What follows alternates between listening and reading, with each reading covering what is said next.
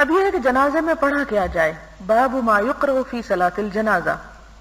اس میں تمہید کے طور پر لکھا ہے کہ 4 تکبیریں کہے، یعنی اللہ اکبر 4 مرتبہ ہوگا۔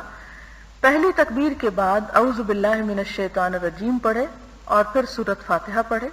پھر دوسری تکبیر کہے اور پھر حضور صلی اللہ علیہ وسلم پر درود پڑھے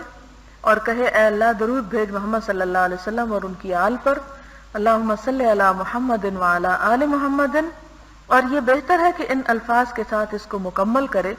کما صلیت علی ابراہیم وعلی آل ابراہیم انک حمید مجید،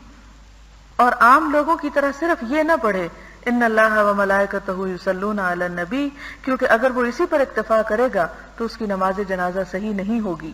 اور پھر تیسری تکبیر کہے اور میت اور مسلمانوں کے لیے دعا کرے، جو دعائیں ہم انشاءاللہ العزیز احادیث کے حوالے سے بیان کریں گے۔ پھر چوتھی تکبیر کرے اور دعا کرے، اور بہتر دعا یہ ہے اے اللہ ہمیں اس کے اجر سے محروم نہ کر اور اس کے بعد ہم کو آزمائش میں نہ ڈال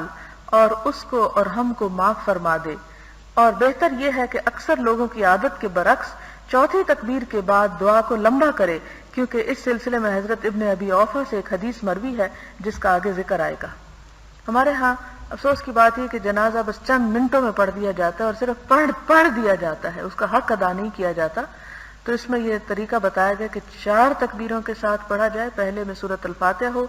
دوسرے میں درود شریف ہو، تیسرے میں پھر وہ مسنون دعا ہو، اور چوتھے میں پھر طویل دعائیں ہوں اس کی بخشش اور رحمت کی، اور ایک اور دعا بھی یہاں سکھائی گئی۔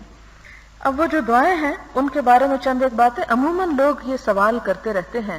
کہ میت کے اوپر کیا دعا پڑھی جائے، تو یہ جنازے کی جتنی دعائیں یہاں سکھائی گئی ہیں ان دعاؤں کو میت کی بخشش کے لیے پڑھا جا سکتا ہے، نماز جنازہ کے اندر بھی اور اس کے علاوہ گھر پر بھی عورتیں بھی اس کو دعا میں پڑھ سکتی ہیں۔